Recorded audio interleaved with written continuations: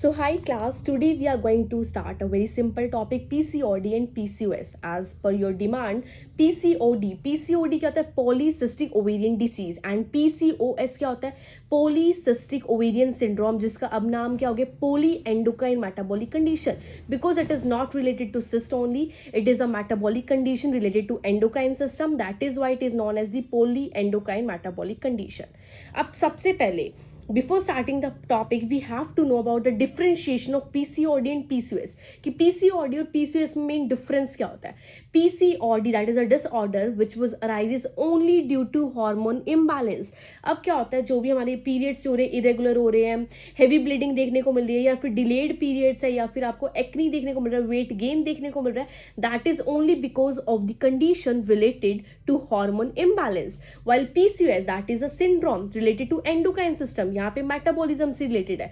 यहाँ पे मेनली क्या होता है, हार्मोन इंबैलेंस तो होता ही है, प्लस साथ में हमें मेटाबॉलिक कंडीशन देखने को मिलते हैं. कौन सी मेटाबॉलिक कंडीशन, वो हम आगे डिटेल में पढ़ेंगे. So you have to know that PCOD is due to hormone imbalance and PCOS is related to hormone imbalance as well as metabolic condition. ठीक है, मेटाबॉलिक कंडीशन क्या होती है? इंसुलिन की रेजिस्टेंस देखने को मिलते हैं, जो हम डिटेल में पढ़ेंगे. उसके अलावा पीसीओडी जो होता है वो लाइफस्टाइल मॉडिफिकेशन से हम ठीक कर सकते हैं, बट पीसीओएस के अंदर आपको लॉन्ग टर्म मैनेजमेंट की जरूरत पड़ती है. पीसीओडी के अंदर जो इनफर्टिलिटी होती है उसके चांसेस लेस होते हैं, but there is more chances of the infertility and planning of the family in the case of the PCOS. देखो, अब सिंपल सी बात पढ़ते हैं कि पीसीओडी और पीसीओएस कैसे अराइज होता है, क्या कोज होता है. पहले before starting this topic we have to know about the very simple thing. क्या होता है, हमारे बॉडी के अंदर हाइपोथैलेमस होता है जो जीएनआरएच मतलब गोनेडोट्रोपिन रिलीजिंग हार्मोन को रिलीज करता है. अब वो क्या करता है, पिट्यूटरी ग्लैंड को स्टिमुलेट करता है कि वो फॉलिकल स्टिमुलेटिंग हार्मोन और लुटेनाइजिंग हार्मोन को सीक्रेट करे. अगर इन सिंपल लैंग्वेज हम बोलें तो ये क्या करता है, हार्मोन्स को क्या करता है, सीक्रेट करता है. हार्मोन्स क्या करते हैं, हमारी बॉडी के अंदर बैलेंस वे में रहते हैं और जो क्या करते हैं, अपनी फंक्शंस को परफॉर्म करते हैं.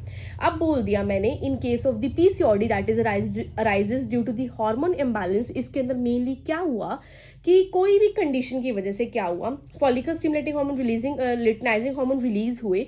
उसके बाद क्या हुआ, जो ईस्ट्रोजन और प्रोजेस्टेरोन वो रिलीज हो रहे थे प्रॉपर, लेकिन वो इतने कॉम्पिटेंट नहीं थे. अब हमारी बॉडी की जो ओवरी होती है, हमारे पास 2 ओवरी होती है.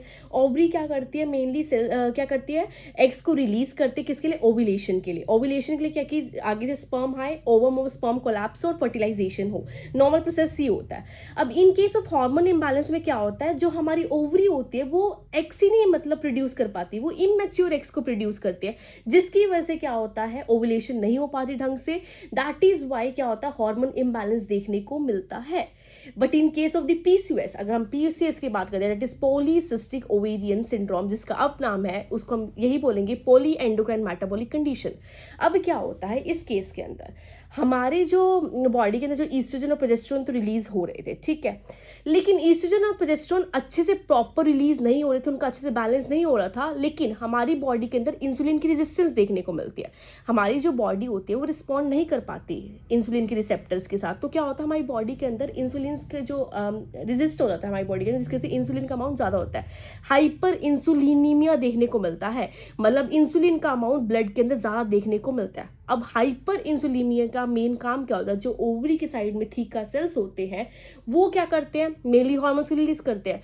अब वो क्या आएंगे, ड्यू टू हाइपर इंसुलिनीमिया, जिसकी वजह से क्या होगा, एंड्रोजन्स रिलीज होने स्टार्ट हो जाएंगे. एंड एंड्रोजन ज्यादा रिलीज होंगे. प्रोजेस्टेरोन ईस्ट्रोजन कम अमाउंट में होंगे, एंड्रोजन ज्यादा रिलीज होने लग जाएंगे. एंड्रोजन ज्यादा रिलीज होंगे तो मतलब टेस्टोस्टेरोन ज्यादा बढ़ेगा. टेस्टोस्टेरोन ज्यादा बढ़ेगा तो हमारी बॉडी के अंदर मेल कैरेक्टरिस्टिक्स ज्यादा देखने को मिलेगी, जैसे कि हमें हेयर्स देखने को मिलेंगे, बियर्ड वगैरह, दाढ़ी वगैरह देखने को मिलेगी. हिर्सुटिज्म बोलते हैं in a medical abbreviation term. Acne देखने को मिलेगी. तो ये क्या है, जो भी मेल कैरेक्टरिस्टिक्स होती है वो हमें ज्यादा देखने को मिलेगी due to the excessive androgens. Simple concept याद रखो कि इन पीसीओडी के अंदर क्या होता है, हमारी ओवरी इमेच्योर एग्स को प्रोड्यूस करती है, जिसकी वजह से हार्मोन इम्बैलेंस हो जाता है. एंड दैट इज व्हाई हमें फीचर्स देखने को मिलते हैं, menstrual symptoms and the physical symptom. But in case of the PCOS that is a hormone imbalance as well as metabolic condition.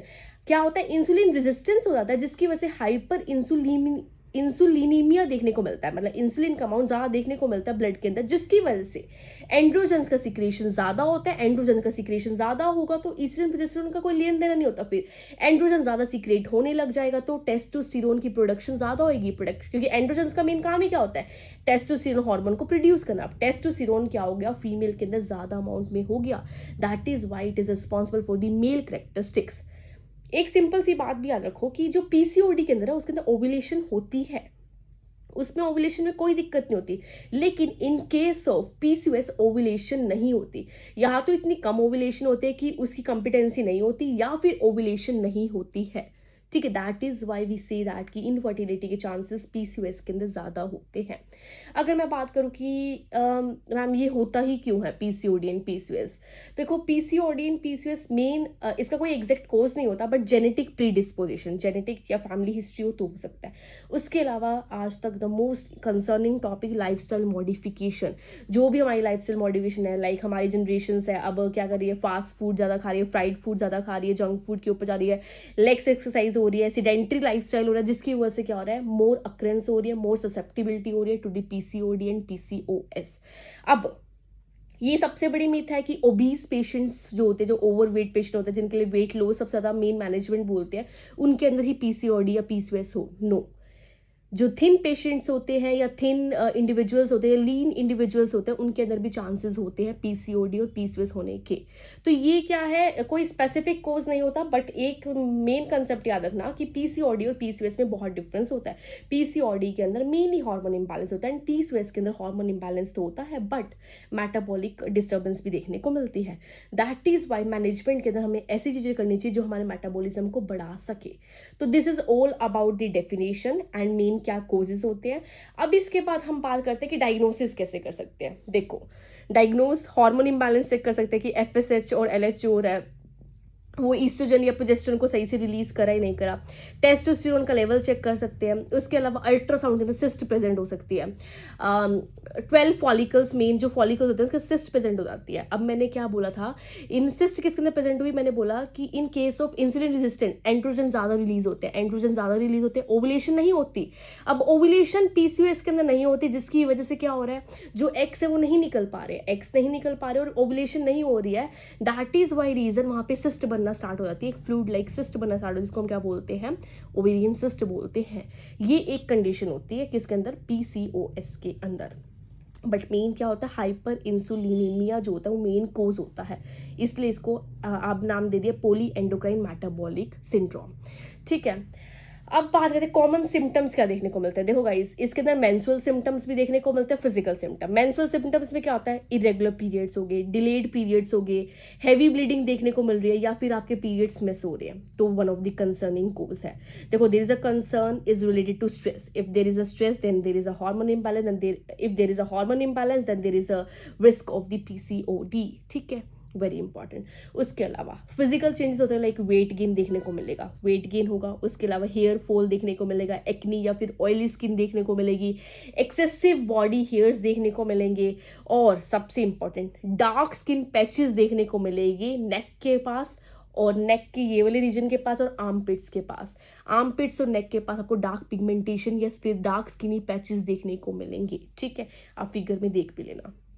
उसके अलावा अब क्या होता है, हमें पता होना चाहिए इन केस ऑफ द पीसीओएस या पीसीओडी क्या होता है। देखो, नॉर्मल क्या होता है, हमने बोला कि ओवरी जो होती है वो रिलीज करती है एक मैच्योर एग को हर एक मंथ के अंदर for the fertilization. But PCOS और पीसीओडी के केस में मैंने क्या बताया कि हार्मोन इंबैलेंस हो जाते हैं, ओवुलेशन ढंग से नहीं हो पाती है, एग्स अच्छे से मैच्योरली प्रॉपरली प्रोड्यूस नहीं हो पाते, जिसकी वजह से सिस्ट की फॉर्मेशन स्टार्ट हो जाती है ओवरीज के अंदर। Very simple concept. अगर हम बात करें, हमने बोला कि फिजिकल सिम्टम मेंस्ट्रुअल सिम्टम होता है, उसके अलावा अलग सिम्टम्स कौन से देखने को मिलते हैं। देखो, प्रेगनेंसी में दिक्कत आती है, उसके अलावा मूड स्विंग्स देखने को मिलते हैं, फटीग देखने को मिलता है, एंड स्लीप प्रॉब्लम्स भी देखने को मिलती है इन केस ऑफ दिस। उसके अलावा क्या क्या कॉम्प्लिकेशन आ सकती है। देखो, इंसुलिन रेजिस्टेंस हो गई थी तो type 2 diabetes mellitus one of the complication, infertility one of the main complication, अगर मैनेज नहीं हुआ हाई कोलेस्ट्रॉल देखने को मिलेगा। उसके अलावा बोल देते हैं heart disease, cardiovascular disease, cerebral vascular disease के मोर प्रीडिस्पोज होता है, मोर ससेप्टिबिलिटी होती है, ओबेसिटी, एंजाइटी, डिप्रेशन, ये सब क्या है, चांसेस है कॉम्प्लिकेशंस के। So guys, the most important चीज़ that we have to deal is management, कि मैम पीसीओडी या फिर पीसीओएस से प्रिवेंट करने के लिए हम मेन क्या मैनेजमेंट करें, क्या मेडिकेशंस यूज़ होती है, उसके अलावा क्या क्या लाइफस्टाइल मॉडिफिकेशंस के ऊपर काम करना है. As I told you that one of the reason is the genetic predisposition, जिसको हम चेंज नहीं कर सकते. सेकेंड वन इज़ लाइफस्टाइल की वजह से होता है. That is why lifestyle modification is one of the best intervention. अब क्या करोगे? सबसे इंपॉर्टेंट वेट रिडक्शन. अगर वेट ज़्यादा है तो वेट रिडक्शन करना है. वेट रिडक्शन कैसे होता है? एक प्रॉपर डाइट से और प्रॉपर एक्सरसाइज से. So weight reduction, second one is the daily exercise, third one is the healthy diet होनी चाहिए, fourth one is the proper sleep, because sleep disturbance देखने को मिलती है, and the fifth one is stress management. Why? Because stress management and proper sleep अगर ढंग से नहीं होगी तो और हार्मोन इम्बैलेंस होगा, और हार्मोन इम्बैलेंस होगा तो पीसीओडी की ससेप्टेबिलिटी ज़्यादा देखने को मिलेगी. बहुत ज़्यादा स्टैटिस्टिकल डाटा देखा गया है कि 5 से 10% अगर वेट लॉस भी आप कर लेते हो तो आप सिम्टम्स को मोस्ट इम्पॉर्टेंटली इम्प्रूव कर लेते हो वहीं पे ही. So lifestyle modification is one of the major concern in order to prevent any further complication और to prevent the occurrence of the PCOS that is more threatening. Okay, after this medication metformin आपने देखा होगा कि diabetes वाले patient को देते हैं. Metformin क्या होता है? बिकॉज हमें पता है इंसुलिन रेजिस्टेंस हो गई थी जिसकी वजह से एंड्रोजन्स की फॉर्मेशन ज़्यादा हो रही थी. तो मेटफॉर्मिन जो होते हैं वो डॉक्टर मेनली प्रिस्क्राइब करते हैं, जो क्या करता है इंसुलिन रेजिस्टेंस को क्या करता है इम्प्रूव करता है. ठीक है. उसके अलावा बर्थ कंट्रोल पिल्स आते हैं, लाइक ऑरल कॉन्ट्रासेप्टिव पिल्स को हम क्या करते हैं एडमिनिस्टर करते हैं इन ऑर्डर जिससे क्या हो रेगुलर पीरियड्स हो सके और हार्मोन्स को बैलेंस करने के लिए. उसके अलावा if you want plan the pregnancy further then fertility medications चलती है, दैट इज़ नॉट स्पेसिफिक. उसके अलावा डाइट टिप्स की बात करते हो, देखो गाइज हाई प्रोटीन फूड लेना बहुत ज़्यादा जरूरी है. हाई प्रोटीन फूड के अंदर मेनली अगर हम बात करें तो एग्स आते हैं, दाल आ गई, उसके अलावा chicken, fish, paneer. So that is the high protein rich food that should be promoted in case of the PCOD. उसके अलावा सबसे इंपॉर्टेंट अवॉइड क्या करना होता है? एक्सेस शुगर को अवॉइड करना है, जंक फूड को अवॉइड करना है. उसके अलावा जो भी सॉफ्ट ड्रिंक्स है या प्रोसेस फूड है उसको अवॉइड करना है इन केस ऑफ दिस. इसके अलावा walking, yoga, exercise, meditation is very very important for the stress management and for the sleep management and for maintaining the hormone balance. उसके अलावा हेल्दी फैट्स ले सकते हैं लाइक नट्स, सीड्स, एवोकेडो हम ले सकते हैं. उसके अलावा अगर हम बात करें तो हमें हाई फाइबर डाइट ले सकते हैं जिसके अंदर हम ओट्स की बात करते हैं, brown rice, fruits, vegetable, fresh fruits and vegetables जो होती है मोर रिकमेंडेड होती है. अब क्या होता है मेनली आपको पता होना चाहिए. देखो अगर हम रेमेडीज़ की बात करें तो जो मेनली पीसीओडी और पीसीओएस के सिम्टम्स को रिड्यूस करती है तो वो है एक तो मेथी दाना. एक रियल बात करो तो मेथी दाना हो गया, आंवला, मेथी दाना. उसके अलावा बीटर गॉड, करेला हो गया, and coriander. That is very very important remedies and the things that are present in home that is responsible to prevent the complication and to improve the PCOD. I really hope you like this.